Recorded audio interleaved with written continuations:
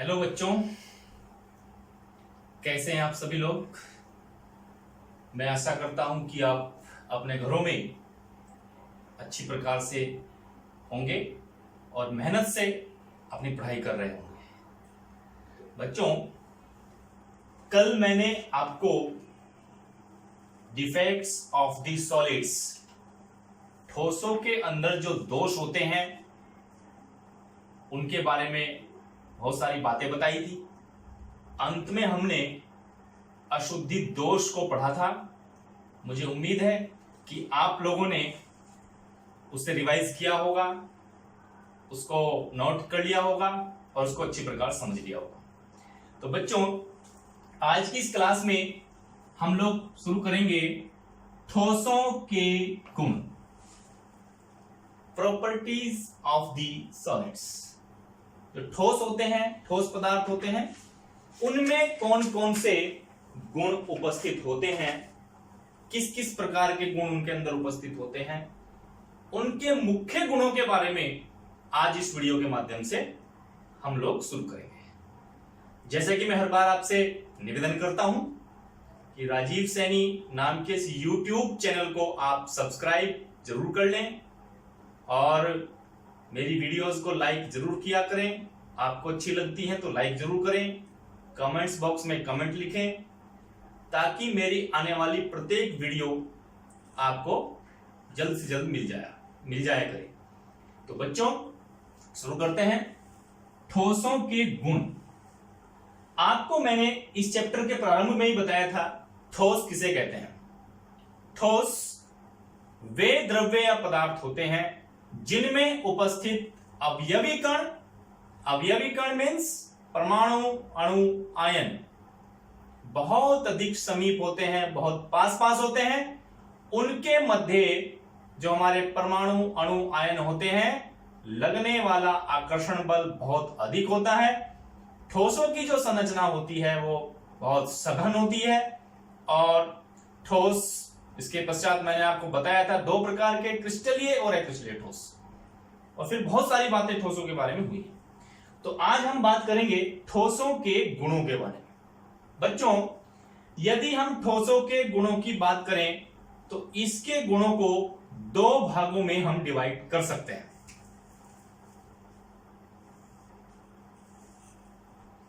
दो प्रकार के गुणों का हम यहां पर वर्णन करेंगे, उनको पढ़ेंगे। पहले हैं ठोसों के विद्युतीय गुण। और दूसरे होते हैं ठोसों के चुंबकीय गुण, इलेक्ट्रिक प्रॉपर्टीज और मैग्नेटिक प्रॉपर्टीज। ये दो प्रकार के गुणों के बारे में हम यहां पर बात करेंगे। सबसे पहले जो ठोसों के अंदर मिलते हैं विद्युतीय गुण, इन विद्युतीय गुणों के आधार पर हम लोग चर्चा करेंगे।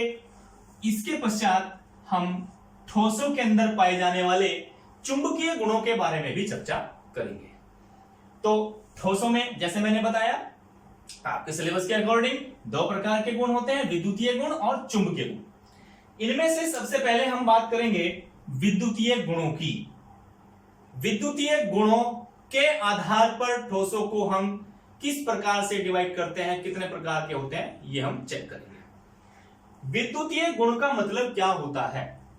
विद्युतीय गुण का मतलब होता है कि ठोस को हम, कोई भी ठोस हमारे पास है, चाहे वो क्रिस्टलीय ठोस है चाहे वो अक्रिस्टलीय ठोस है, उन ठोसों को हम उनके अंदर बहने वाली विद्युत धारा, इलेक्ट्रिक करंट के आधार पर वर्गीकृत करते हैं। तो विद्युतीय गुण के आधार पर ठोसों को पुनः तीन मुख्य श्रेणियों में डिवाइड किया जा सकता है। फर्स्ट होते हैं चालक ठोस। सेकंड अचालक और थर्ड अर्धचालक। तीन प्रकार के भागों में हम विद्युतीय गुणों के आधार पर ठोसों को वर्गीकृत कर सकते हैं। पहला है चालक, दूसरा है अचालक और तीसरा है अर्धचालक। चालक को हम सुचालक भी कह सकते हैं, अचालक को हम कुचालक भी कह सकते हैं। अर्धचालक, चालक कंडक्टर्स, अचालक नॉन कंडक्टर्स और अर्धचालक सेमीकंडक्टर्स। तो बच्चों, विद्युतीय गुणों के आधार पर ठोसों को तीन श्रेणियों में डिवाइड किया जाता है, चालक, अचालक, अर्धचालक। यदि इसमें से हम सबसे पहले बात करें चालक, ऐसे कौन से ठोस होंगे जो चालकों की श्रेणी में आएंगे? बिल्कुल सीधी सी बात है, चालक कौन होता है? चालक किसको कहते हैं? वे सभी पदार्थ जिनमें विद्युत धारा का प्रवाह, इलेक्ट्रिक करंट का फ्लो आसानी से हो जाता है, उन सभी पदार्थों को हम चालक कहते हैं। जैसे आप देखते हैं विद्युत का तार होता है, विद्युत के तार में धारा का प्रवाह एक सिरे से दूसरे सिरे तक हो सकता है। इसका अर्थ क्या हुआ? इसका अर्थ यह हुआ कि विद्युत का तार जो होता है वो क्या हुआ? विद्युत का सुचालक या चालक। कहने का अर्थ यह हुआ, वे सभी पदार्थ जिनमें धारा का प्रवाह आसानी से हो जाता हो उन्हें हम चालक कहते हैं। लेकिन यहां पर हम पढ़ रहे हैं ठोसों के बारे में। ठोसों में भी वे ठोस जिनमें धारा का प्रवाह आसानी से हो जाएगा, तेजी से हो जाएगा, वे ठोस हमारे चालकों की श्रेणी में गिने जाते हैं। बच्चों, आपको पता होना चाहिए जो हमारे ठोस पदार्थ होते हैं, ठोस पदार्थों के अंदर इस प्रकार से अवयवी कण व्यवस्थित रहते हैं और जिनकी व्यवस्था बहुत समीप समीप होती है। किसी भी ठोस पदार्थ में विद्युत धारा का प्रवाह उसमें उपस्थित मुक्त इलेक्ट्रॉनों के कारण होता है। अगर वहां पर उस पदार्थ के अंदर, चाहे वो कोई ठोस पदार्थ है, अगर वो कोई ठोस पदार्थ है तो उस ठोस पदार्थ के अंदर यदि मुक्त इलेक्ट्रॉन, फ्री इलेक्ट्रॉन्स वहां पर उपस्थित है तो उस ठोस के अंदर धारा का प्रवाह आसानी से हो जाता है। इलेक्ट्रॉनों के फ्लो के कारण ही किसी भी ठोस के अंदर धारा का प्रवाह एक सिरे से दूसरे सिरे तक या एक स्थान से दूसरे स्थान तक होता है।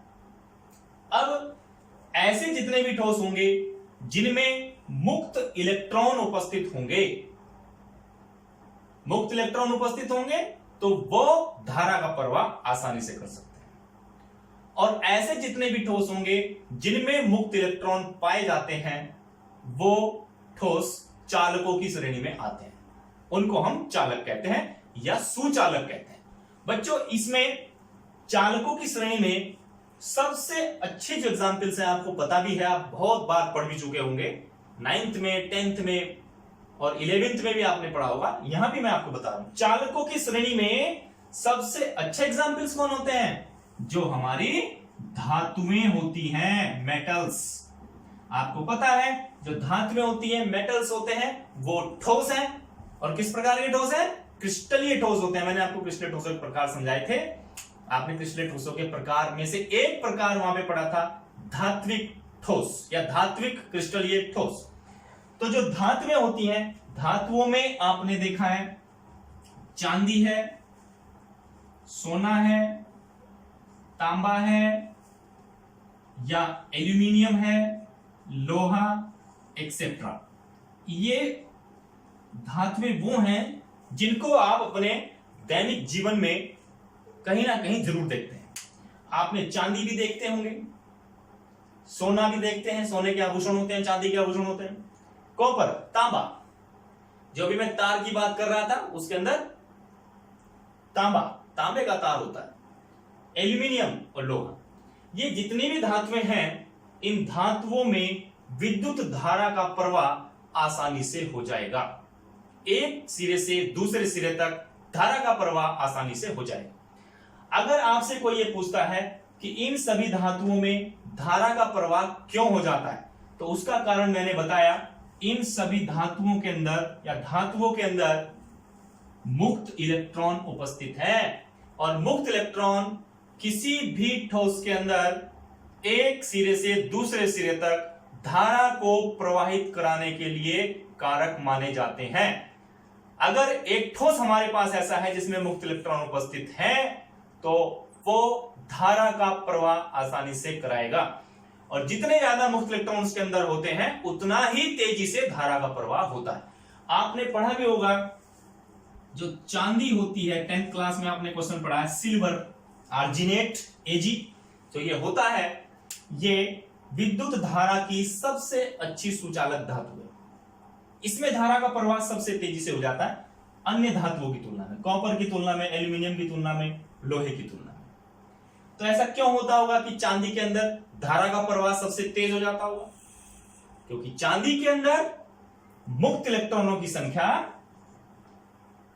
कॉपर से अधिक है। कॉपर एल्यूमिनियम से अच्छा चालक होता है, क्योंकि कॉपर के अंदर एल्यूमिनियम से ज्यादा मुक्त इलेक्ट्रॉन होते हैं। इसके पश्चात एल्यूमिनियम Fe से ज्यादा। तो चांदी जो होती है वो सबसे अच्छा सुचालक होता है। चांदी जो हमारी धातु है वो चालक सबसे अच्छी मानी जाती है ठोसों के अंदर। तो जितनी भी धातुएं होती हैं उन धातुओं के अंदर मुक्त इलेक्ट्रॉन पाए जाते हैं। मुक्त इलेक्ट्रॉन पाए जाने के कारण उनमें धारा का प्रवाह आसानी से हो जाता है। आप अपने घरों में भी देखते हैं, आप क्या देखते हैं कि आपके यहां पर तांबे के तार, अभी बताया था मैंने, और आप बाहर जो विद्युत की लाइनें होती हैं वहां पर एल्यूमिनियम के तारों का प्रयोग किया जाता है। तो तीन धातुएं ये सबसे अच्छी चालक मानी जाती हैं, चांदी के बाद कॉपर के बाद एल्यूमिनियम। अब चांदी ज्यादा यूज नहीं करते क्योंकि बहुत महंगी धातु होती है, इसके स्थान पर हम यूज करते हैं कॉपर, या सबसे ज्यादा यूज होता है वो होता है एल्यूमिनियम, क्योंकि एल्यूमिनियम आसानी से उपलब्ध हो जाता है और सस्ता भी मिलता है। लेकिन अगर धारा के प्रवाह की बात करें तो धारा का प्रवाह सबसे अधिक होगा चांदी के अंदर, उससे कम होगा कॉपर के अंदर, और सब इन तीनों में सबसे कम होगा एल्यूमिनियम के अंदर।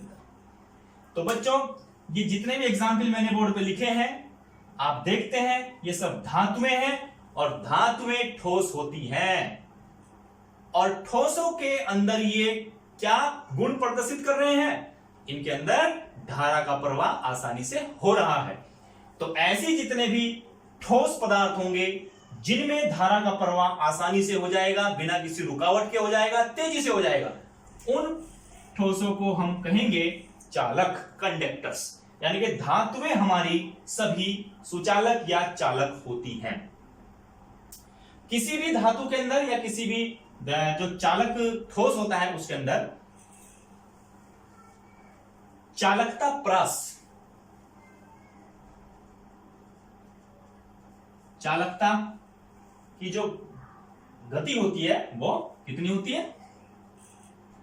10 की पावर 4 से 10 की पावर 7, 10 की घात 4 से 10 की घात 7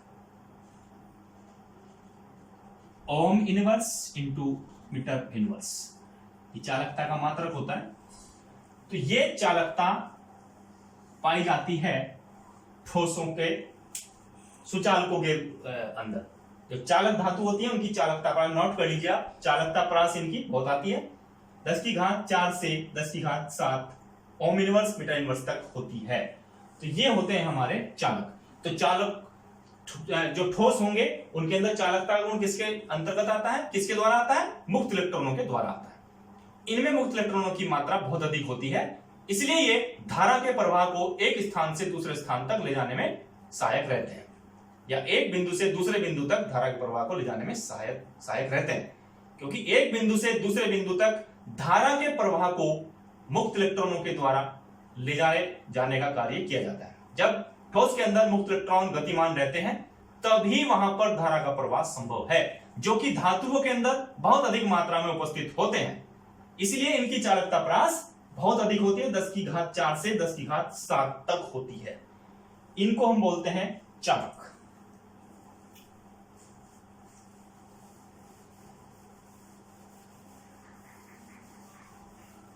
चलिए नेक्स्ट, सेकंड है अचालक। अचालक या कुचालक भी इनको कह सकते हैं। बच्चों, हमारे आसपास बहुत सारे ठोस पदार्थ ऐसे होते हैं जिनमें धारा का प्रवाह बिल्कुल भी नहीं होता है। ऐसे ठोस जिनमें धारा का प्रवाह नहीं होता है उन्हें हम अचालक या कुचालक ठोस कहते हैं। मैं एग्जाम्पल लिखूंगा तो आप आसानी से समझ जाएंगे। सबसे अच्छा एग्जाम्पल इसमें आती है प्लास्टिक। प्लास्टिक आपने देखा होगा, प्लास्टिक के अंदर कभी भी धारा का प्रवाह नहीं होता है। रबर, इसके अंदर भी धारा का प्रवाह नहीं होता है। कांच, कांच इसके अंदर भी नहीं होता है। पीवीसी, पॉलीविनाइल क्लोराइड, एक पॉलीमर होता है, बहुलक होता है, इसके अंदर भी नहीं होता है, एक्सेट्रा। तो बच्चों, प्लास्टिक, रबर, कांच ये वो ठोस हैं जिनमें धारा का प्रवाह बिल्कुल भी नहीं होता है। धारा का प्रवाह क्यों नहीं होता होगा? क्योंकि इन सभी ठोसों के अंदर एक भी मुक्त इलेक्ट्रॉन नहीं है, और जब तक किसी भी ठोस के अंदर मुक्त इलेक्ट्रॉन उपस्थित नहीं रहेंगे तब तक उनमें धारा का प्रवाह संभव ही नहीं है। तो पहले जो सुचालक चालक थे उनमें मुक्त इलेक्ट्रॉन भरपूर मात्रा में उपस्थित थे, इसलिए वहां पर धारा का प्रवाह आसानी से हो रहा था।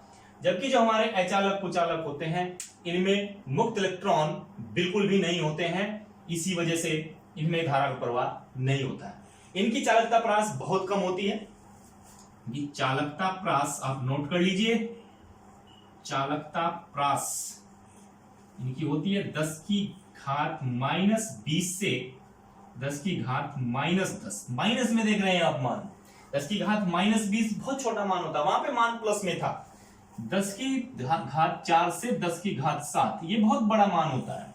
10 की घात 4, 10 की घात 4 का मतलब आपको 10 के सामने 4 जीरो लगानी होगी, वहां पर 7 जीरो लगानी, तो कितना बड़ा मान बैठता है।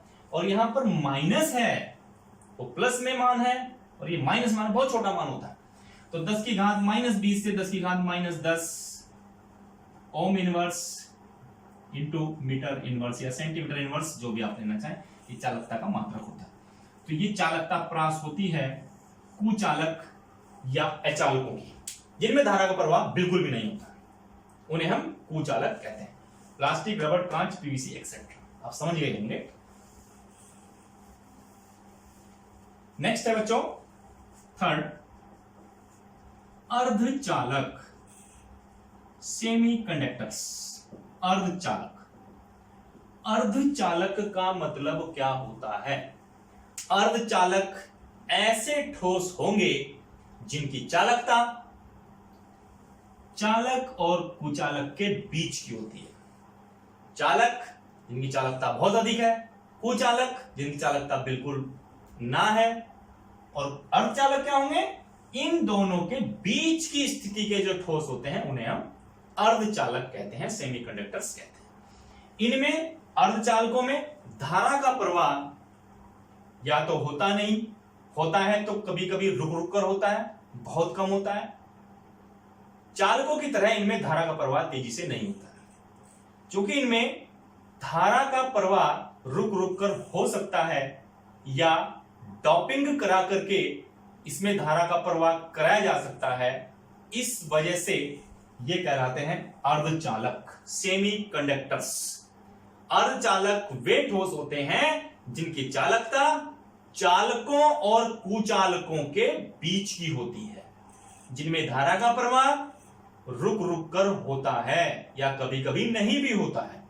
ऐसे पदार्थों को हम अर्धचालक कहते हैं। इनकी जो चालकता प्रास होती है, अर्धचालकों की चालकता प्रास, वो आप इससे पहले आप एग्जाम्पल इसके नोट करें। अर्धचालकों के एग्जाम्पल्स आपका जैसे सिलिकॉन सबसे अच्छे एग्जाम्पल्स में से एक है सिलिकॉन। अब इस पे बहुत बात होगी। सिलिकॉन ये फर्स्ट एग्जाम्पल आप नोट करें, बहुत आता है एग्जाम में। किन्हीं दो अर्धचालकों के नाम बताइए।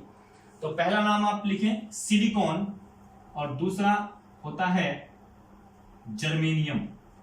जर्मेनियम को आप पहले भी ले सकते हैं। जर्मेनियम ये आवर्त सारणी के अंदर दोनों एलिमेंट्स एक ही समूह में रखे गए हैं, सिलिकॉन और जर्मेनियम। आप नोट करें। अब इनकी चालकता प्रास ये होती है 10 की घात -6 से 10 की घात -4 ohm inverse into meter inverse या सेंटीमीटर इनवर्स ये होती है। तो आप देख भी रहे होंगे ना, तो ये बहुत ज्यादा है ना जो बहुत कम है। चालकों से ये कम है लेकिन कुचालक और अचालकों से अधिक है। तो ये होते हैं आपकी इसकी चालकता प्रास। तीनों की चालकता प्रास आप नोट जरूर कर लीजिए। चालकों की चालकता प्रास कितनी बताई थी मैंने? 10 की घात 4 से 10 की घात 7 तक होती है। कुचालकों की कितनी बताई थी बच्चों? 10 की घात -20 से 10 की घात -10 तक होती है। और अभी अर्धचालकों की कितनी है? 10 की घात -6 से 10 की घात -4 तक होती है। इसमें जो मैंने बताया ये बोर्ड में ये वाला एग्जाम्पल का क्वेश्चन आया है 2-3 बार, 3-4 बार आया होगा। क्या आया है? किन्हीं दो अर्धचालक पदार्थों के नाम लिखिए। तो किन्हीं दो अर्धचालक पदार्थों के नाम सबसे अच्छे आपके एग्जाम्पल्स आएंगे सिलिकॉन Si और जर्मेनियम Ge। ये आपके अर्धचालक होते हैं। तो मुझे उम्मीद है कि आपने इसको अच्छी तरह से देख लिया होगा। चालक, अचालक, अर्धचालक विद्युतीय गुणों के आधार पर हमने इनको डिफाइन किया है। धारा का प्रवाह किसमें तेजी से होता है, किसमें बिल्कुल भी नहीं होता है और किसमें रुक रुक कर होता है, उसके आधार पर ठोसों को 3 वर्गों में डिवाइड किया गया है, चालक, अचालक, अर्धचालक। आप इसको अच्छी प्रकार से पढ़ लीजिए। चलिए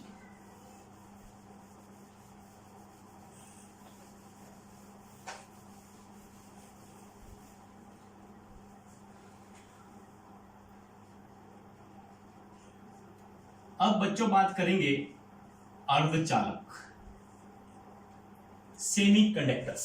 यहां से एक क्वेश्चन बहुत अच्छा निकल के आता है, 1 या 2 क्वेश्चन। जैसे मैं शुरू में 1 नंबर का क्वेश्चन आपको बताया, अभी भी इसमें से 2 या 3 क्वेश्चन अच्छे निकल के आएंगे। तो आप इनको ध्यान से देखेंगे। अर्धचालक क्या होते हैं? अर्धचालक जिनकी चालकता चालकों और कुचालकों के मध्य की होती है, या जिनमें धारा का प्रवाह या तो होता नहीं और होता है तो कभी कभी रुक रुक कर होता है। इस प्रकार के जो ठोस होते हैं उन्हें हम अर्धचालक कहते हैं। बच्चों ये जो अर्धचालक हैं इनको पुनः 2 वर्गों में डिवाइड किया जा सकता है। ये ध्यान से आप देखेंगे, ये आपके लिए बहुत इंपॉर्टेंट रहेगा। पहले अर्धचालक होते हैं that is N type. N type semiconductors या एन टाइप के अर्धचालक। दूसरे अर्धचालक होते हैं पी टाइप। पी टाइप के अर्धचालक। पहले अर्धचालक एन टाइप, दूसरे अर्धचालक पी टाइप। अर्धचालकों को 2 श्रेणियों में डिवाइड किया गया है। इसमें से फर्स्ट देखते हैं एन टाइप के अर्धचालक या एन प्रकार के अर्धचालक। एन प्रकार के प्यारे बच्चों, एन प्रकार के अर्धचालक हो या पी प्रकार के अर्धचालक हो, इन दोनों को पढ़ने से पहले हमें आवर्त सारणी, जो मेंडलीव की आवर्त सारणी थी, इसको आपने कक्षा 11 में पढ़ा है, उसके कुछ वर्गों के बारे में जानकारी होनी आवश्यक है। आपको बताया गया था आवर्त सारणी में कि जो आवर्त सारणी बनाई गई थी उस आवर्त सारणी में कुछ खड़ी पंक्तियां ली गई थी, इसमें ऊपर से नीचे की ओर को चला जाता है। तो ऐसी जो पंक्तियां होती हैं जिनमें ऊपर से नीचे की ओर चलते हैं, उन पंक्तियों को क्या नाम दिया गया था मेंडलीव के द्वारा? वर्ग या समूह, जिनको हम इंग्लिश में ग्रुप कहते हैं। वर्ग कह लीजिए, समूह कह लीजिए।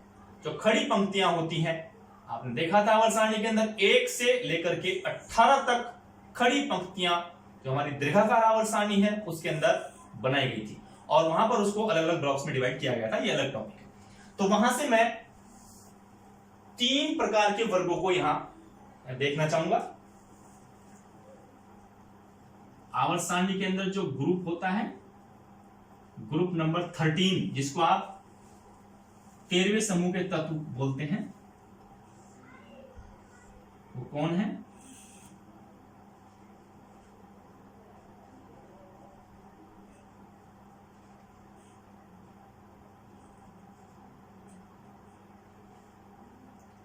ये समूह 13 के एलिमेंट हैं। बोरान, एल्यूमिनियम, गैलियम, इंडियम और थैलियम, ये वर्ग, ये समूह 13 के तत्व हैं। इसके बाद हम बात करेंगे ग्रुप नंबर 14 की। चलो इसी से लगता भाई बना देता हूं। ये 13वां समूह हो गया। 14 थोड़ी जगह बच जाएगी।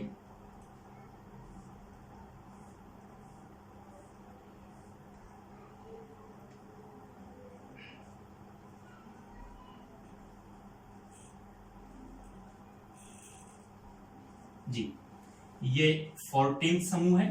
C carbon, Si silicon, Ge germanium, जबकि ये Ga है गैलियम, Ge जर्मेनियम, Sn आपका टिन और Pb लेड। तो इस प्रकार से ये 14वां समूह होता है, ग्रुप नंबर 14। इसी के साथ आपको एक ग्रुप और पता होगा, बनाया होगा, ग्रुप नंबर 15। 15 में N, P, AS, SB, Bi, nitrogen, phosphorus, arsenic, antimony और बिस्मथ, ये एलिमेंट्स होते हैं। इस प्रकार से ये ग्रुप नंबर 13, 14 और 15 ये आपने आवर्त सारणी में देखे होंगे। तो ग्रुप नंबर 13, ग्रुप नंबर 14 और ग्रुप नंबर 15। अगर मैं ग्रुप नंबर 14 की बात करूं, जो हमारा समूह नंबर 14 है, समूह नंबर 14 में अभी हम 2 एग्जाम्पल पढ़ रहे थे अर्धचालकों में। पहला हमने पढ़ा सिलिकॉन और दूसरा हमने पढ़ा जर्मेनियम। तो जर्मेनियम और सिलिकॉन ये दोनों समूह 14 के तत्व हैं और ये वहां पर हमने देखे अर्धचालक होते हैं, धारा का प्रवाह इनमें नहीं होता और होता है तो विशेष परिस्थितियों में किया जा सकता है। तो कैसे किया जाएगा उसी पर हम बात करेंगे।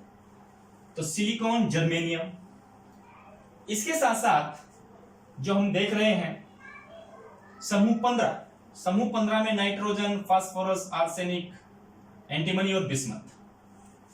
तो इसमें से आपका हम यूज करेंगे फास्फोरस, आर्सेनिक, इनको यूज कर लेंगे, एंटीमनी भी कर सकते हैं। ये आपका है ग्रुप नंबर 13, इसमें से हम बोरान, एल्यूमिनियम, गैलियम आदि को यूज कर सकते हैं। तो बच्चों, एन टाइप सेमीकंडक्टर्स, एन प्रकार के अर्धचालक, ये क्या होते हैं?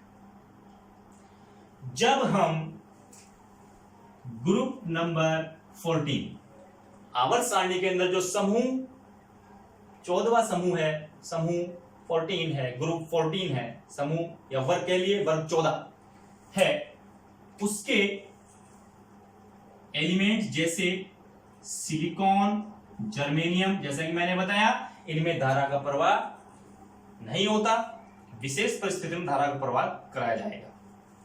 तो सिलिकॉन, जर्मेनियम ये कौन से ग्रुप के हैं? Group number 14। ग्रुप नंबर 14 से ये 2 हम इनको अचालक कह सकते हैं, सिलिकॉन और जर्मेनियम ये हमने लिए, या कभी कभी ये अर्धचालक होंगे।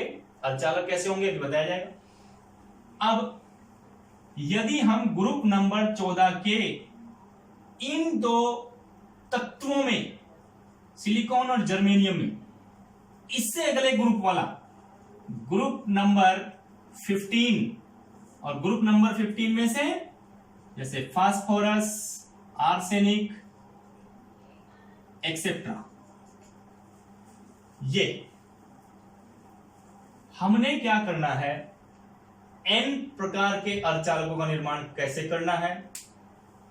आवर्त सारणी में ग्रुप नंबर 14 के तत्वों जैसे सिलिकॉन, जर्मेनियम में जब आवर्त सारणी के ग्रुप नंबर 15 जैसे फास्फोरस, आर्सेनिक एक्सेट्रा को मिलाया जाता है, ग्रुप नंबर 14 के तत्वों के साथ ग्रुप नंबर 15 के तत्वों को मिलाया जाता है, तो वहां पर जो अर्धचालक बनेंगे वो अर्धचालक कहलाएंगे एन टाइप अर्धचालक, एन प्रकार के अर्धचालक। आपको ये पहले समझ में आ जाना चाहिए कि एन टाइप अर्धचालक किसे कहेंगे, वो बनेंगे कैसे, ये हम बात करेंगे।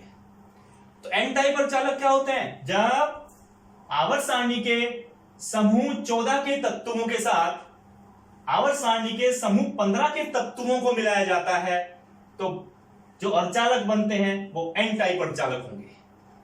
और बच्चों, जब ग्रुप नंबर आपके 14 सिलिकॉन और जर्मेनियम के साथ आवर्त सारणी के ग्रुप नंबर 13वां समूह, जैसे मैंने बताया आपको बोरॉन, एल्यूमिनियम, गैलियम एक्सेट्रा, इनको यदि हम ग्रुप नंबर 14 के साथ मिला दें तो फिर बनने वाले अर्धचालक एन टाइप के अर्धचालक नहीं होंगे, वो अर्धचालक कहलाएंगे पी टाइप के अर्धचालक।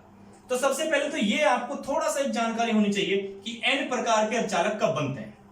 एन प्रकार के अर्धचालक कब बनेंगे, जब आवर्त सारणी के ग्रुप नंबर 14 के तत्वों के साथ आवर्त सारणी के ग्रुप नंबर 15 के तत्वों की अशुद्धियों को मिलाया जाएगा, तो बनेंगे एन प्रकार के अर्धचालक। और जब उसी ग्रुप नंबर 14 के तत्वों के साथ यदि हम ग्रुप नंबर 13 के तत्व जैसे बोरान, एल्यूमिनियम, गैलियम की अशुद्धि को मिलाएं, तो फिर अर्धचालक बनेंगे पी टाइप अर्धचालक। तो सबसे पहले तो इनकी एक परिभाषा आपके दिमाग में हो जानी चाहिए, बिल्कुल सिंपल है। पी टाइप अर्धचालक, एन टाइप अर्धचालक, पी टाइप अर्धचालक किस प्रकार बनेंगे, तो 14 समूह के अंदर 15 समूह डाला तो एन टाइप, और 14 समूह के अंदर 13 समूह डाला तो पी टाइप के अर्धचालक बनेंगे। ये बहुत आसान सी बात है, इसको आप समझ लीजिए। अब हमने ये बात रखी कि ग्रुप नंबर 14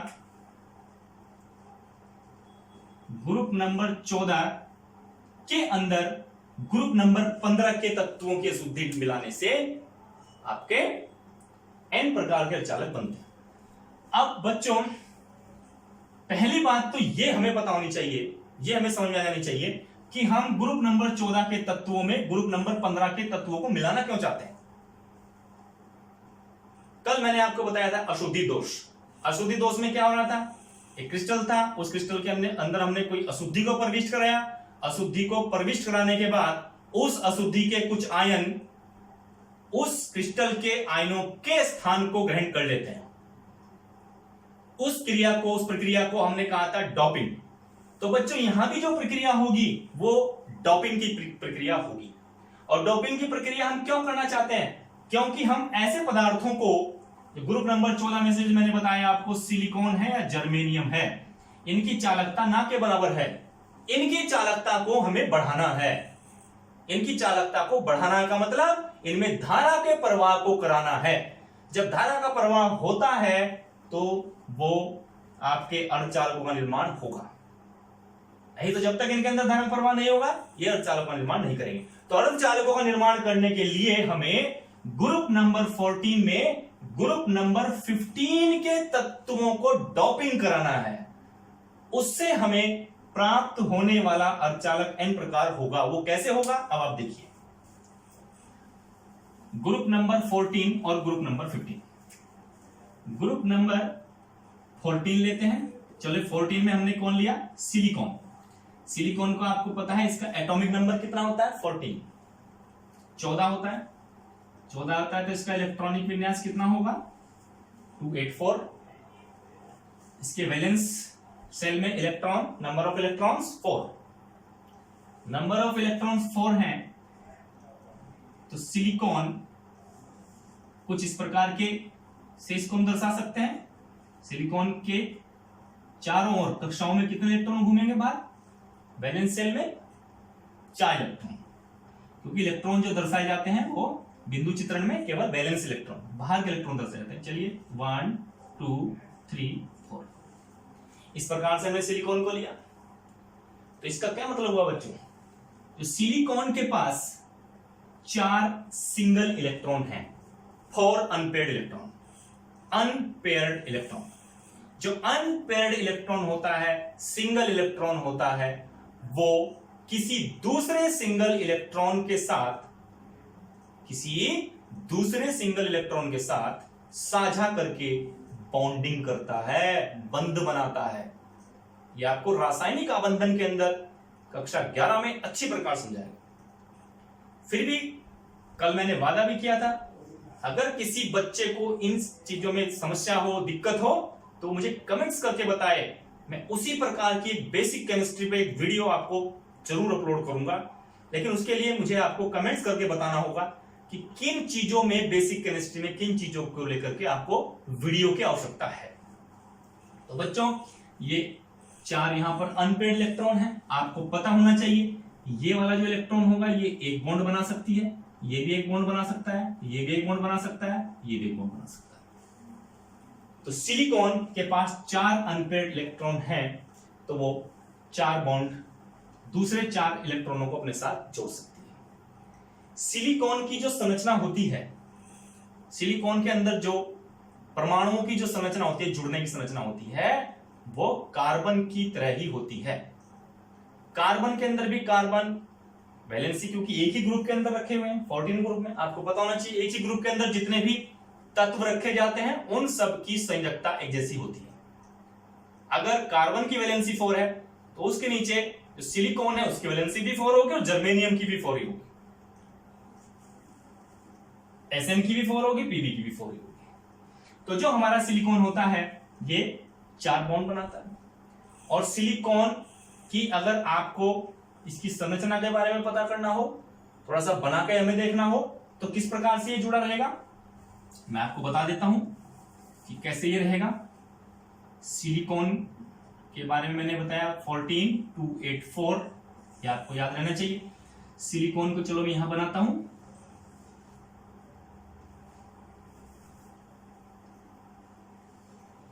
ये सिलिकॉन है, Si 1 2 3 4। एक सिलिकॉन के परमाणु से दूसरे सिलिकॉन का परमाणु, दूसरे से तीसरा, चारों तरफ बहुत सारे सिलिकॉन के परमाणु एक दूसरे से बंध बना करके जुड़े रहते हैं। तो एक हमने यहां बनाया, एक इधर बनाया, एक इधर बनाया, एक इधर बनाया, इस प्रकार से। ये भी आपका सिलिकॉन, थोड़ा बड़ा लिख देता हूं, सिलिकॉन, ये भी सिलिकॉन, सिलिकॉन, ये भी सिलिकॉन। अब एक सिलिकॉन के बाह्यतम कक्ष में कितने इलेक्ट्रॉन? 4। ये 4 इलेक्ट्रॉन है, तो ये भी सब सिलिकॉन है, इनके भी सबके बाह्यतम कक्ष में कितने कितने होंगे? 4 इलेक्ट्रॉन ही होंगे।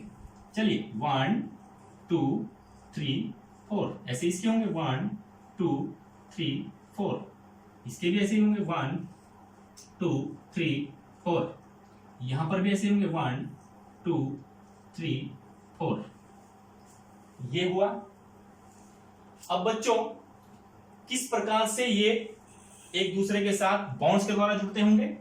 ये सिंगल इलेक्ट्रॉन, इस सिलिकॉन का भी सिंगल इलेक्ट्रॉन, तो ये दोनों आपस में बॉन्डिंग करके बंध बना लेगा, क्योंकि बॉन्डिंग के लिए एक परमाणु का सिंगल इलेक्ट्रॉन दूसरे परमाणु के सिंगल इलेक्ट्रॉन के साथ बॉन्डिंग करता है, बंध बनाता है।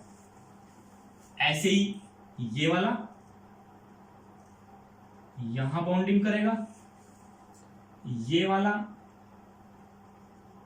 यहां बॉन्डिंग करेगा और ये वाला यहां बॉन्डिंग कर लेगा।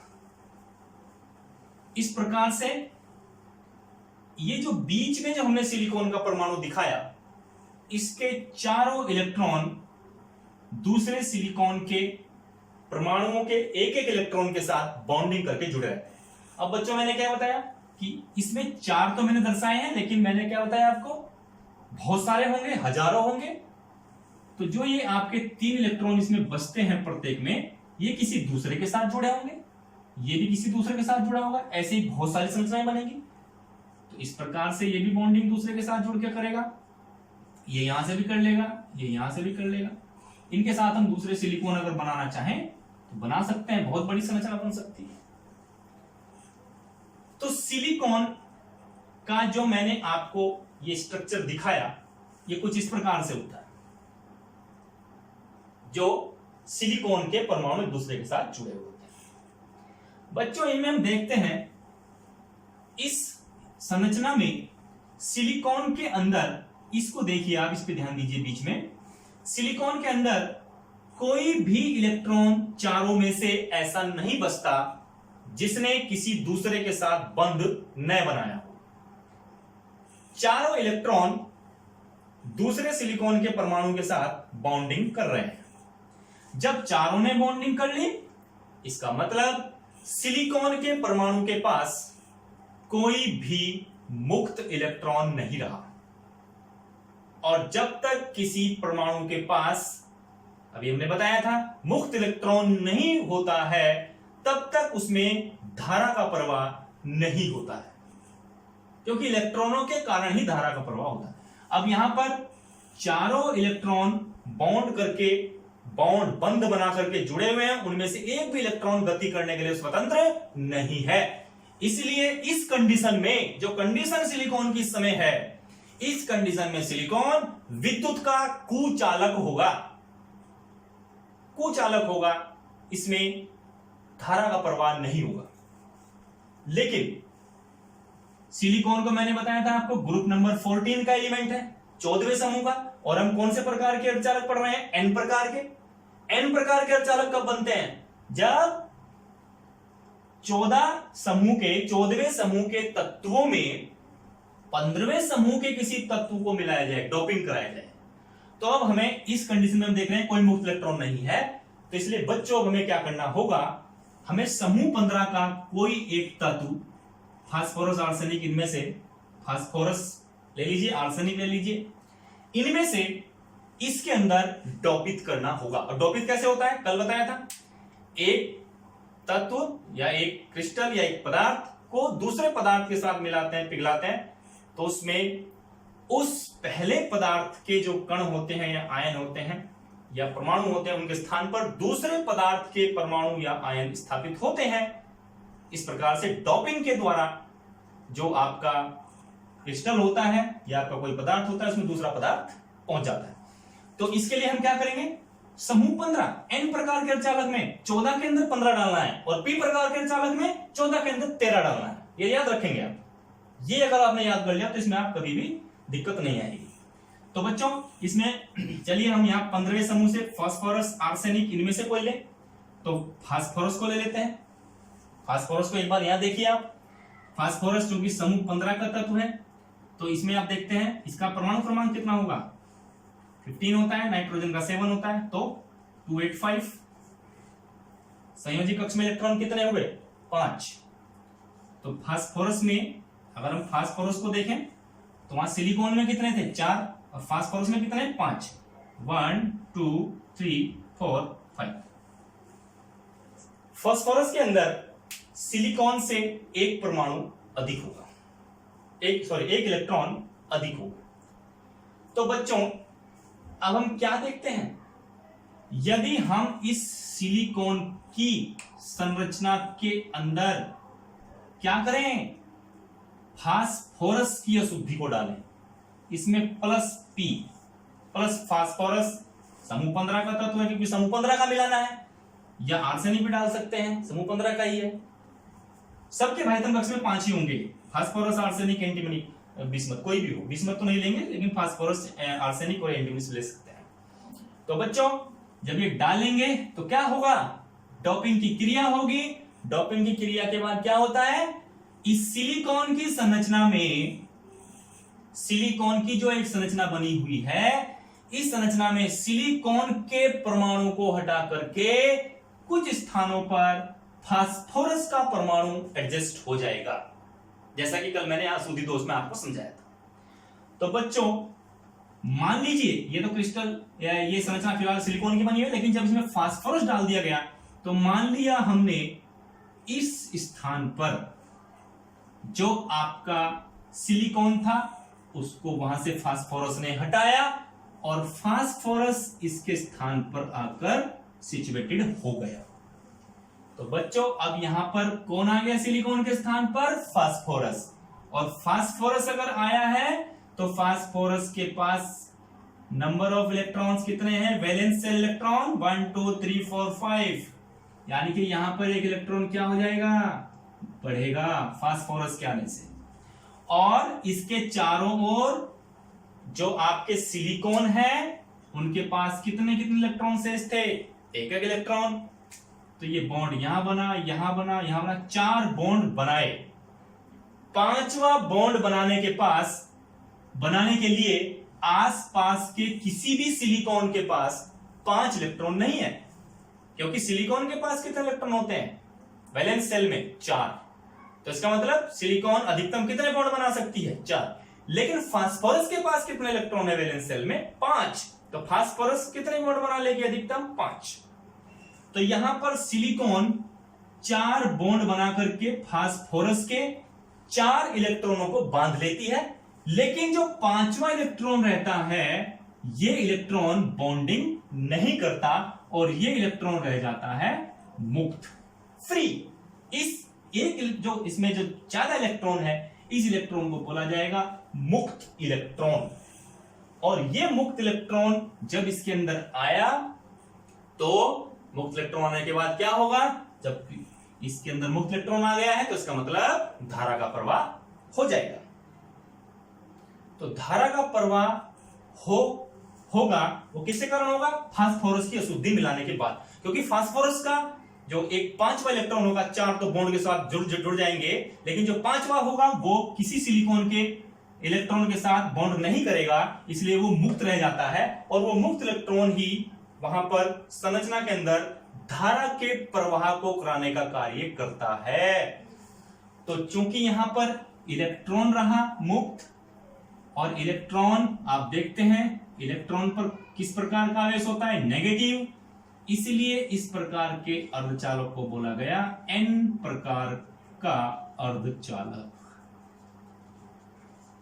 Yes, N type semiconductors. तो बच्चों एन टाइप सेमीकंडक्टर्स कब बनते हैं, जब हम समूह 14 के तत्वों, जैसे जर्मेनियम सिलिकॉन के अंदर समूह 15 के तत्व जैसे फास्फोरस, आर्सेनिक, इनकी अशुद्धि को मिलाते हैं। मिलाने के बाद जो आपका अर्धचालक बनता है वो अर्धचालक एन प्रकार अर्धचालक होता है। ये मिलाने का कारण क्या है आपको स्पष्ट हो गया होगा, इसके मिलाने से यहां मुक्त इलेक्ट्रॉन आया है। इससे पहले जब तक यह मुक्त इलेक्ट्रॉन नहीं था यहां पर धारा का प्रवाह कराना संभव नहीं था। तो चूंकि यहां पर मुक्त इलेक्ट्रॉन आया, मुक्त इलेक्ट्रॉन, इस इलेक्ट्रॉन के कारण धारा प्रवाह हुआ है, और इलेक्ट्रॉन पर नेगेटिव चार्ज होता है, तो N4 नेगेटिव कह सकते हैं आप, इसलिए इसको बोल दिया गया N प्रकार का अर्धचालक।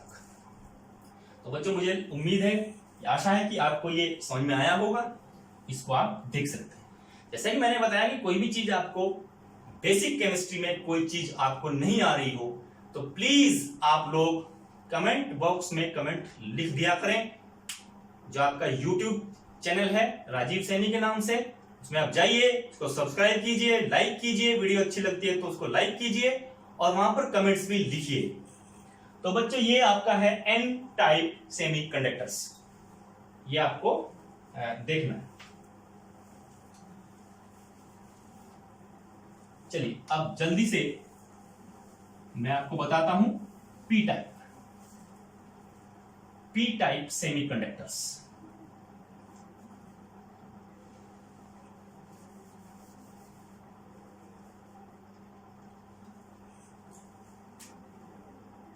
इसको वापस वही सिलिकॉन कर देता हूं। सिलिकॉन, जब सिलिकॉन होगा तो अब इसमें कोई मुक्त इलेक्ट्रॉन नहीं है। ये एक्चुअल स्ट्रक्चर होता है सिलिकॉन का। इस कंडीशन में सिलिकॉन कुचालक है, लेकिन अशुद्धि डालने के बाद कैसे वो अर्धचालक का काम करता है वो मैंने आपको बताया। चलिए नंबर सेकंड है पी टाइप अर्धचालक, पी प्रकार के अर्धचालक। तो बच्चों पी टाइप अर्धचालक कब बनेगा? क्या करेंगे? समूह 14 के तत्वों में, कौन से समूह के? समूह 13 के तत्वों को याद रखेंगे। ये ग्रुप नंबर 14 में ग्रुप नंबर 13 के एलिमेंट की अशुद्धि डाली जाएगी, तब आपका बनेगा पी टाइप। और बच्चों से पहले क्या बताया था? जब 14 समूह के तत्वों में ग्रुप नंबर 14 में ग्रुप नंबर 15 के तत्वों की अशुद्धि मिलाई जाती है तो बनता है एन टाइप। इस चीज को आप जरूर याद कर लीजिए। ये टॉपिक इतना इंपॉर्टेंट है, मैं पूरे कॉन्फिडेंस से कह सकता हूं कि ये 2021 की जो आपकी बोर्ड एग्जाम होगी उसमें 99% आ सकता है।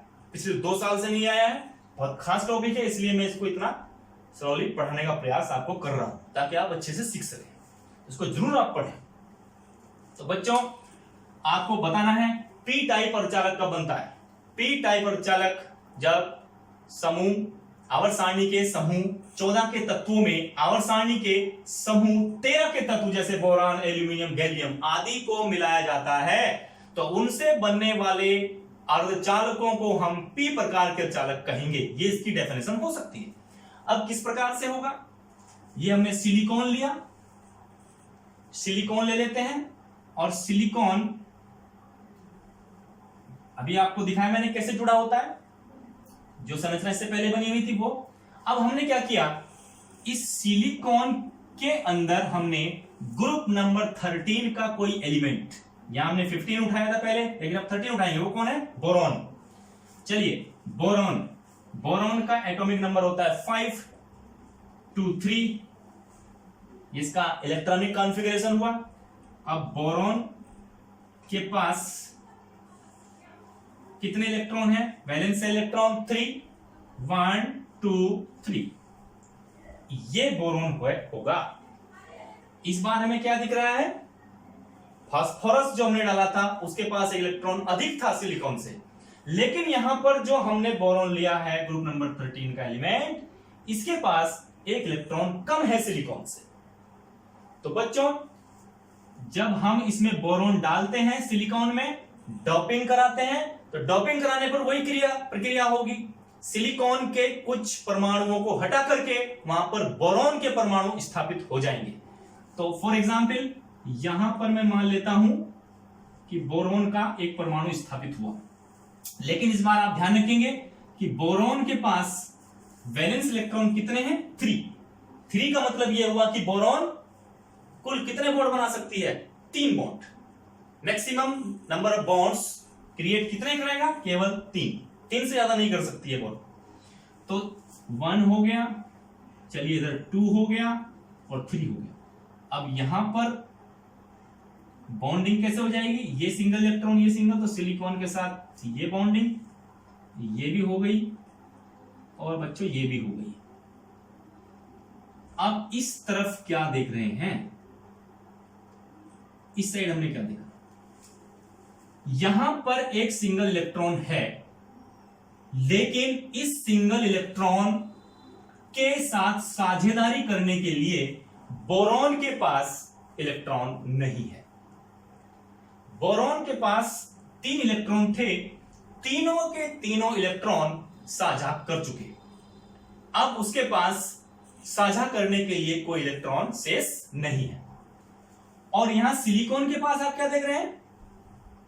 एक इलेक्ट्रॉन, ये 3 तो पहले दूसरे सिलिकॉन के साथ जुड़े हैं, एक इलेक्ट्रॉन यहां पर अभी शेष है जो इस बोरॉन के साथ साझा करना चाहता है, लेकिन यहां पर साझा करने के लिए इलेक्ट्रॉन नहीं है। इसका मतलब क्या हुआ? इसका मतलब यह हुआ कि बोरॉन के पास इलेक्ट्रॉनों की कमी हो गई सिलिकॉन के साथ बॉन्ड करने के लिए।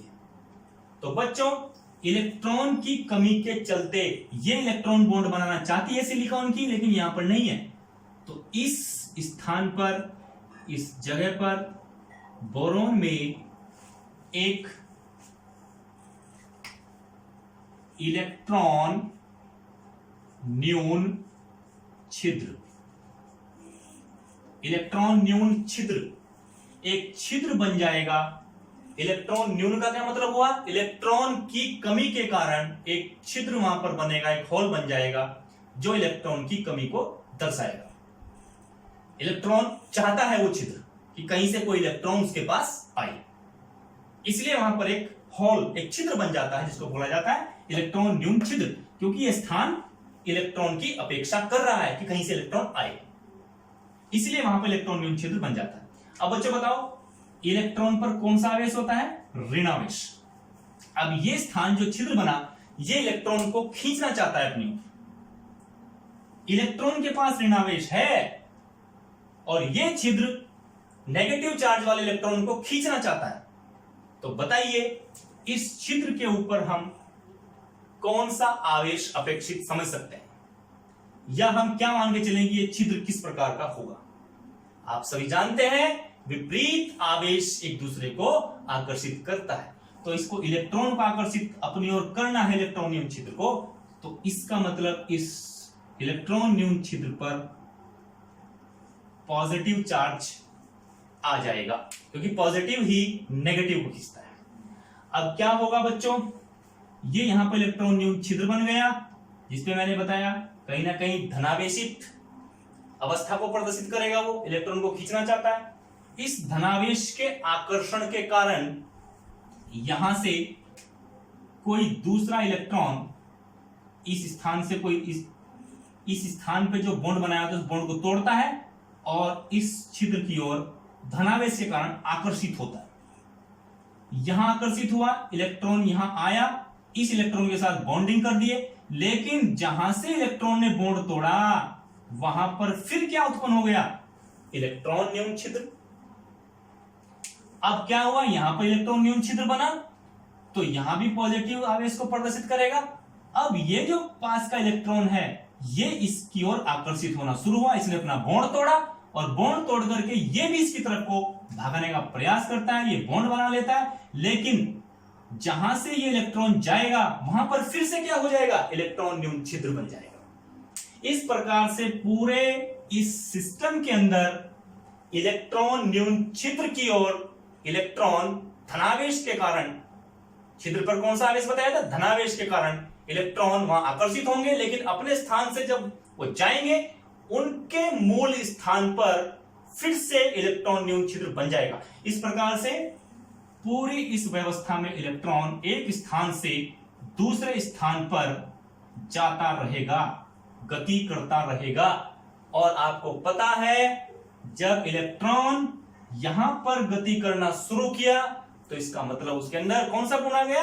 चालकता का गुण, क्योंकि इलेक्ट्रॉन के गति करने से कौन सा गुण आता है? चालकता का गुण आता है। अब चूंकि ये चालकता किसके कारण आई? इस इलेक्ट्रॉन न्यून छिद्र के कारण आई। इस इलेक्ट्रॉन न्यून छिद्र पर आवेश कौन सा बताया गया? पॉजिटिव। पॉजिटिव आवेश को प्रदर्शित करता है, P फॉर पॉजिटिव, इसलिए इस प्रकार का जो अर्धचालक बना इसको बोलेंगे P प्रकार का अर्धचालक, P फॉर पॉजिटिव। वहां पर मुक्त इलेक्ट्रॉन रह गया था, N फॉर नेगेटिव, इसलिए उसको बोला गया था N प्रकार का अर्धचालक। तो बच्चों बोरॉन को लेते हैं, बोरॉन के 3 इलेक्ट्रॉन सिलिकॉन के 3 इलेक्ट्रॉनों के साथ साझा कर लेते हैं, लेकिन एक इलेक्ट्रॉन यहां पर कम है जबकि दूसरे सिलिकॉन के पास है, इसलिए इस जगह पर इलेक्ट्रॉन न्यून छिद्र बन जाएगा। और ये इलेक्ट्रॉन न्यून छिद्र क्या करता है?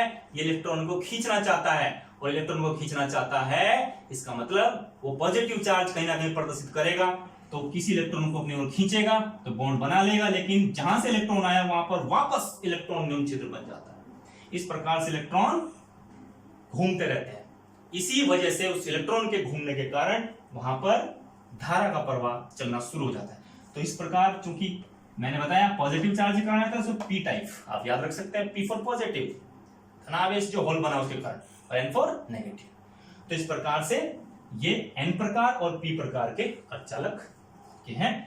तो अगर ये वीडियो आपको अच्छा लगा हो आपको ये क्लास अच्छी लगी हो तो जरूर लाइक कीजिए, जरूर चैनल को सब्सक्राइब कीजिए, कमेंट्स जरूर लिखिए और इस टॉपिक को बढ़िया तरीके से, सुंदर तरीके से पढ़िए। जैसा बच्चों मैंने कहा 2021 की बोर्ड की जो एग्जाम आपको देनी है उसके लिए ये सबसे खास टॉपिक इस साइड से रहेगा। इस बार ये दिखाई दे सकता है बोर्ड के अंदर। तो आज की वीडियो में यही समाप्त करता हूं। बहुत बहुत धन्यवाद, नमस्कार।